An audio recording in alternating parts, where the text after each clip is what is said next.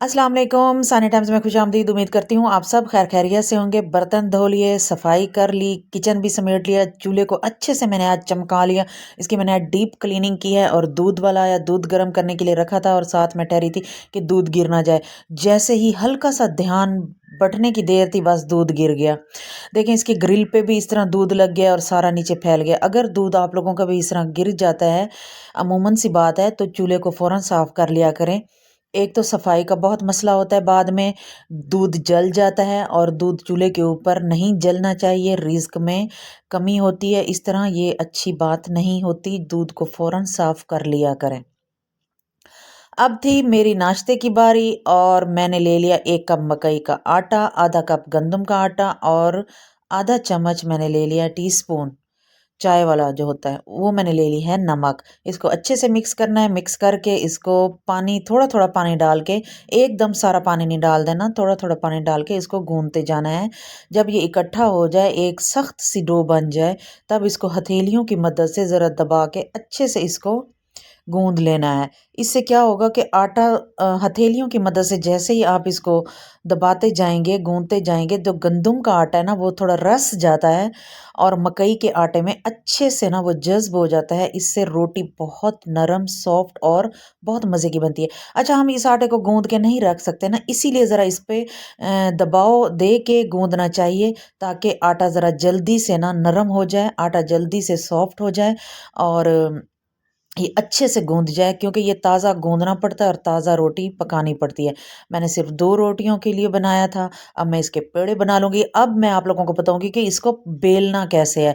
बहुत ज़बरदस्त सी ट्रिक बता रही हूँ आप लोगों को। अगर आप लोगों के पास कोई भी शॉपर पड़ा है ना, कैंची लें, उसको कट कर लें, गोलाई में कट कर लें, चौकोर कट कर लें या वैसे ही उसको 2 हिस्सों में डिवाइड कर लें। ये मेरे पास फ्रोज़न पराठे के पड़े थे शॉपर, ये मैंने रखे हुए थे और अक्सर शामी कबाब वगैरह बनाती हूँ तो फिर मैं ये काम आते हैं तय लगाने के लिए। पेड़े को रख दिया बीचों बीच, इसको पहले हाथ से थोड़ा सा घुमा लिया और साइड पे रख देते हैं बाकी बर्तन। और इस तरह की कोई प्याली ले लेनी है, स्टील की प्याली लेनी है, इस तरह जिसका नीचे से पैंदा बिल्कुल गोल हो और हल्के हल्के हाथों से आप इसको इस तरह गुलाई से दबाते जाएं। ज़बरदस्त, बहुत मज़े की और गोल और पतली न मज़े की रोटी बनकर तैयार है। और इसको आसानी से आप लोगों ने ऊपर वाला जो इसका शॉपर है वो उठा देना है और दूसरे शॉपर से हटा के अपने हाथ में डालें और डायरेक्ट इसको तवे पे डाल लें, बिल्कुल भी नहीं टूटेगी और बहुत मज़े की रोटी बनकर तैयार हुई। बिल्कुल गोल, ना टूटी, ना फटी और ना ही बेलने में कोई मसला आया। हल्का सा घी लगा लेंगे तवे पे और रोटी को डाल देंगे तवे पे। ये मैं अपने लिए नाश्ता बना रही हूँ। मैं नाश्ता थोड़ा लेट करती हूँ तो इसलिए मैंने सोचा मैं आज मकई की रोटी बनाती हूँ, क्योंकि ये आटा आया हुआ था और मैंने कभी भी मकई की रोटी नहीं बनाई। ये मेरा फर्स्ट एक्सपीरियंस था। अच्छा, मैंने साग को भी तड़का लगा लिया था और आटा भी मैंने परात में डाल लिया था। बाद में याद आया आप लोगों के साथ भी शेयर कर देती हूँ, क्या पता मेरी तरह कोई और भी हो जिसे रोटी पकाने में मसला आता हो मकई की रोटी। हमारी जो बुज़ुर्ग औरतें हैं, बुज़ुर्ग माएँ हैं, उनको तो बड़ी आसानी से आ जाती है, वो हाथों से ही पका लेती हैं। लेकिन जो आजकल की न्यू जनरेशन है उनको तो बस बनी बनाई मिल जाए तो खा लेंगे, तो अदरवाइज रहने ही देते हैं मेरी तरह।